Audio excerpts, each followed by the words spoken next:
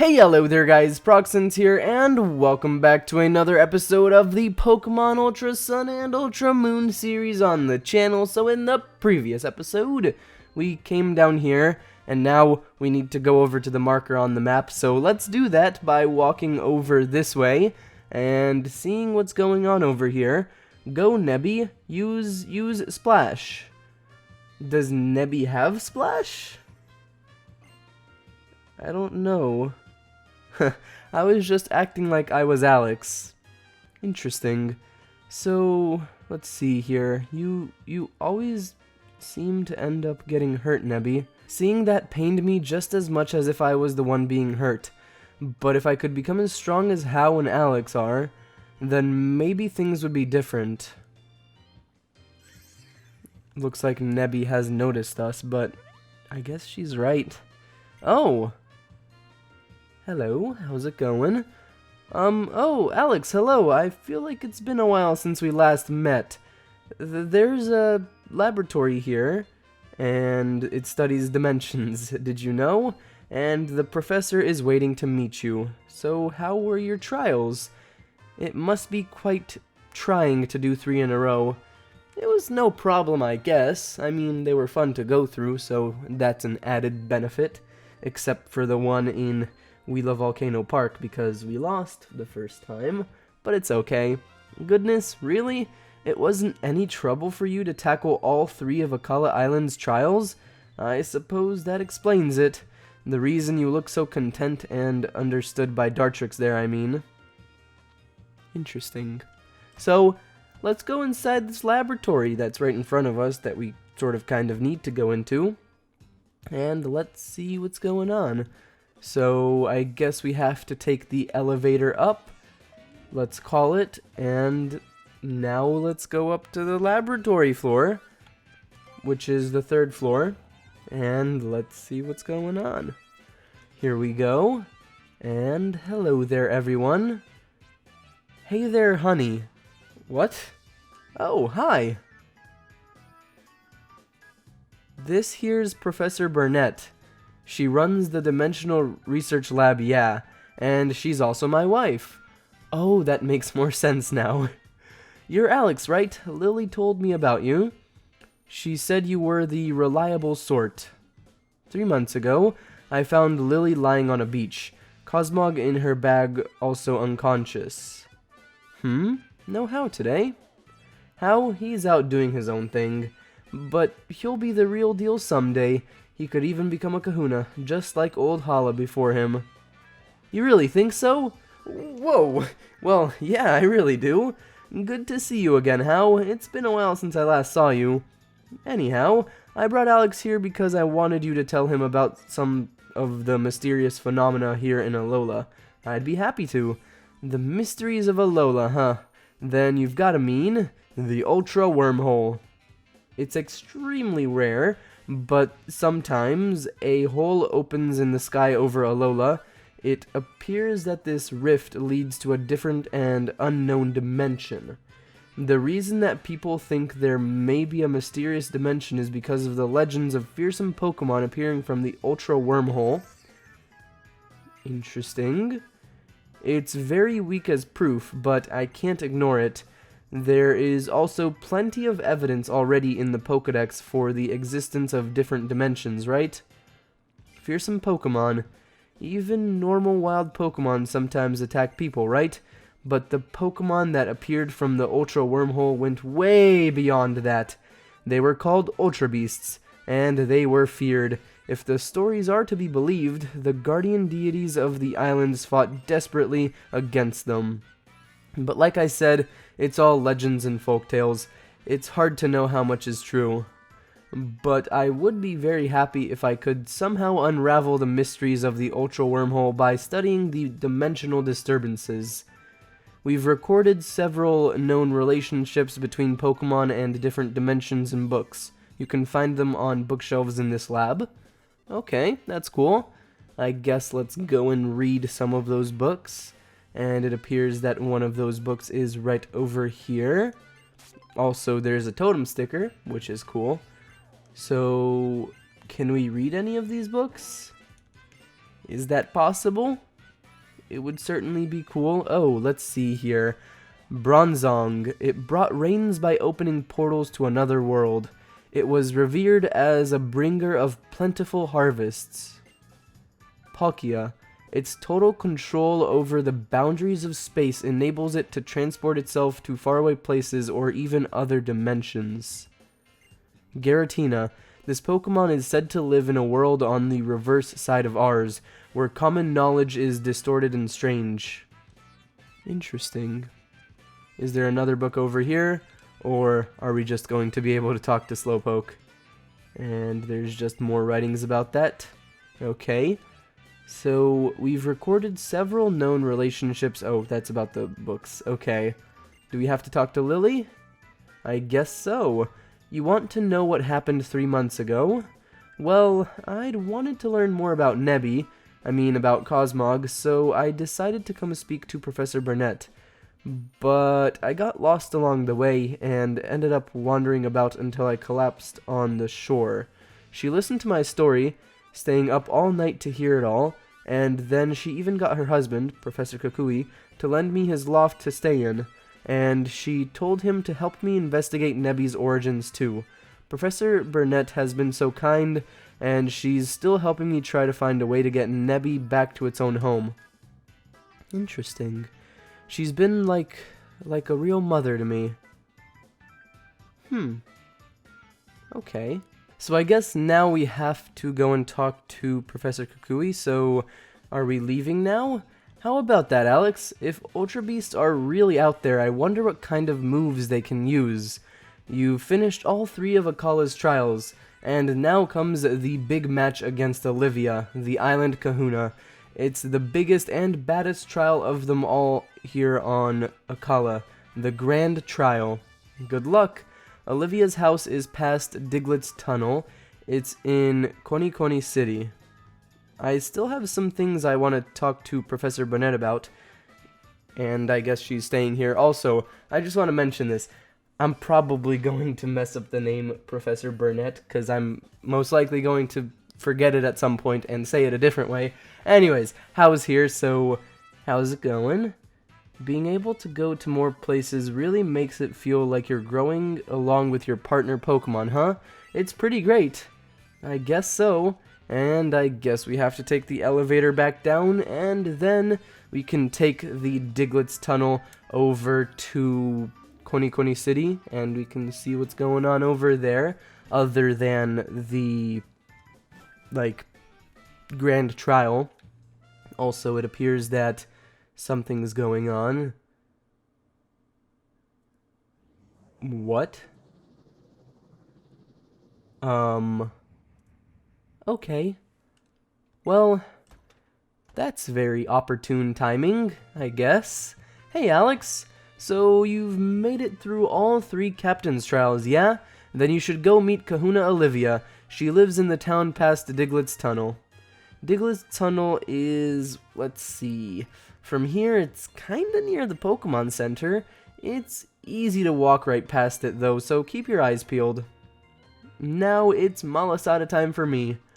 Okay, I will look around and try to find it. Also, we got another Totem Sticker, and we're getting a big mushroom as well.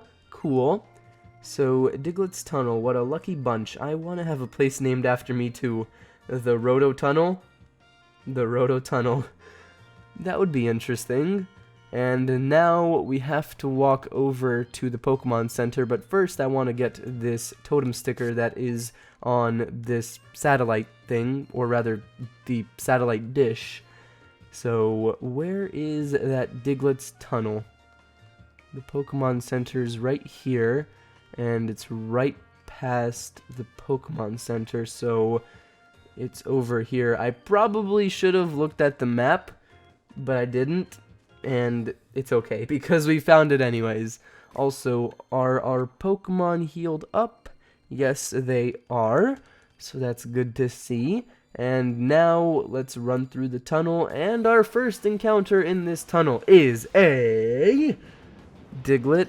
Yes, it's a Diglett. I probably should have expected that, because it is called the Diglettz Tunnel. so it makes sense that we would encounter a Diglett in Diglettz Tunnel. We couldn't run away from a level 20 Diglett. Are you kidding me? Are you actually kidding me? It's a Diglett. It's not that powerful. Also, I love how we had to walk one step and then we activated the cutscene here. That's interesting. Oh, Alex, wasn't it? Yes. This cave really is something, you know? It's overflowing with these Pokemon called Diglett, and they are getting really out of hand. Mediocre trainers can't even get through. So how's your island challenge going? Let me see which crystals you've earned. Oh, look at that. Nice work. I see you've even passed Mallow's trial. It's about time you had some fun with me. The Diglettz Tunnel has seemed to settle down.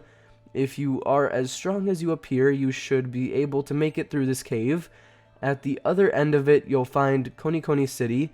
That's where my shop is. I'll see you there. Okay. Let's walk through the tunnel and let's find the exit. I think it's probably somewhere over here. So go up here. Ooh, let's get on Tauros in order to go through these rocks. Okay, and we're encountering a Diglett, most likely. And I should probably fight these. Oh, it's a Zubat. That's definitely not a Diglett. But for the Digletts, I should probably fight them because they'll give us experience, especially since they're level 20. And that's a pretty good level to get a good chunk of experience from. Also, we found a Firestone, so that's nice. And now let's just go up here. And what's going on over here? Phew.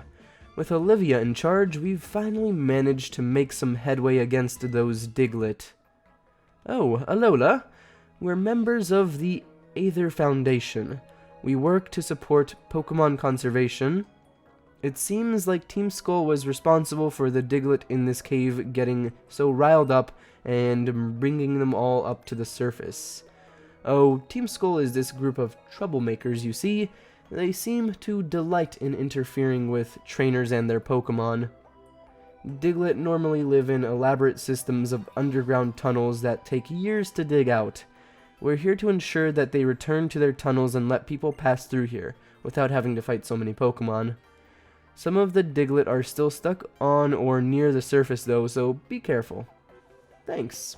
They seem to be nice people. I don't think we have anything to worry about with the Aether Foundation that was just mentioned.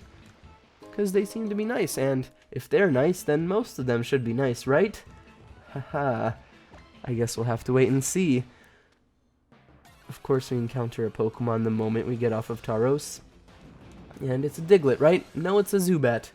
Interesting, you'd think we'd encounter more Digletts, given the name of the tunnel being Diglett Tunnel. It's okay. We'll probably encounter some more eventually.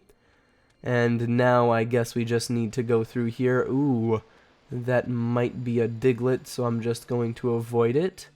And I guess that's a trainer. So hello there, trainer. How's it going? Dig a hole. Why? Why is that the first thing he says when we encounter him in this, like, battle? That's kind of weird. Anyways, he has a Diglett, and a Diglett is a pretty easy Pokemon to take down as long as we use a Razor Leaf, so let's make sure we do that. Oh wait, no! This is a Lowland Diglett. I completely forgot that this thing is different, because a Lowland Diglett is Steel type as well. Right? I think it is. Yeah, it's ground steel. So that's why it's not super effective to use Razor Leaf on it. Huh. Interesting. Very interesting. So I should remember that if we go into other fights with a Diglett, so then I don't think that the attack Razor Leaf is going to be super effective. Anyways, let's just use Razor Leaf again, and after that, if it's not able to take down the Diglett all the way to 0 HP, then we'll use a Tackle, since that takes it down the tiny little sliver of health that it has left. So there we go, we actually took down the Diglett in one hit. Nice. So from the looks of it, Dartrix has leveled up to level 28 and wants to learn the move Synthesis. Okay. Ooh, it's a recovery move, but I don't know if I really need that. I mean, it might be worth replacing Tackle with it, but to be fair, in the long run, I don't know if Synthesis is going to be the best thing to have. We could always forget it again, because it definitely is a lot better than Tackle, and yeah, let's just replace it. And after that, we can continue traveling through the tunnel. So Cuboac has grown to level 21 and wants to learn the move Bone Meringue. I don't really need Leer, so let's forget Leer. And there we go, Cuboac forgot Leer and learned Bone Meringue. And now let's continue traveling through the tunnel. Here we go. Okay, so we need to go over this way because we accidentally took the wrong path. But that's okay because it should be relatively easy to get out of here as long as we can avoid obstacles. Oh. Team Skull again. Wonderful. No way. Just when things were starting to heat up, yo, I got surrounded by Diglett and beat up, yo. Yo, since when can Diglett use beat up? I don't know. I'm so mad that I now want to beat up on some fools. Don't be mad because you were the fool who was dumb enough to be here right now. Alex! Yes, how? Aw, I was wondering who you were playing around with without me, and it's Team Skull. You want some? That's how we say hello. Nice knowing you, punks. Okay, this should be an easy fight because it's only Team Skull, and Team Skull really isn't that powerful, so... Oh, it's a double battle. Okay, please tell me they both have something that's weak to grass. Okay, no, definitely not. But Razor Leaf should still do a good chunk of damage to both of them. So as long as we're careful and as long as we don't waste our attacks, then we should be okay. So let's use Razor Leaf. And Eevee went for the quick attack. Salandit is going for Ember, which is going to take Dartrix down quite a bit, but we're going to use Razor Leaf, which really did nothing, but it got a critical hit on Ekans, so that's an added benefit. Did it just paralyze me? That sucks. That really sucks. Okay. Ominous Wind on Ekans. Hopefully that does a good chunk of damage, and hopefully the paralysis doesn't make it so we can't attack. Come on. Okay, we're using Ominous Wind. Nice. And that doesn't really do much to Ekans, but it's okay, because we can use Pluck this time, and Pluck should take down the Ekans as long as Eevee manages to take down Salandit. So there we go, Salandit has gone down, and please, please, please don't get the status effect, Dartrix. Come on. Okay, it's using that attack, but it's okay. Dartrix, you've got this. Please, there we go, nice! We managed to get the attack on Ekans, and that's wonderful because we took Ekans down, which means we have dealt with Team Skull, and thus I believe they won't have a reason to try and attack us anymore while we're in this tunnel. Yo, step off! Enough with the beating up, yo! We may not be trying to take over the world or nothing, but we're still hard as bone out here. Okay. See you on the flip side! Man, Alex, when I fight with you, it's like even my Pokémon feel more at ease. You really are some kind of trainer. That's it. I've got just the thing to give you. Or rather, I've got something to give you. I don't know. I read that wrong. Anyways, we got Max Ethers, and that's pretty nice. And now How is going to continue doing stuff here in the Diglettz Tunnel. And I'm just going to exit What? Is that who I think it is? Looker? Why is Looker here? And what? That's pretty cool. So, what is he doing here? I travel the world, and many lands do I visit for my own private reasons. Alola is a nice place, and so very peaceful. Most ideal for a vacancy. I was just in Koni City when I got a most unusual stone at Miss Olivia's shop. No one here is so terrible as to try to create a new world, or liberate all Pokémon from their trainers. Yes, peaceful indeed. Though concerns I have about those reported sightings of the infamous Pokémon Mafia. Forgive me for keeping you. I will give you this Thunderstone, if you forgive my rudeness. I bought 3 without thinking. Thanks, I appreciate that, because a Thunderstone is a cool item. Do have a good adventure, my trial-going young trainer friend. See ya.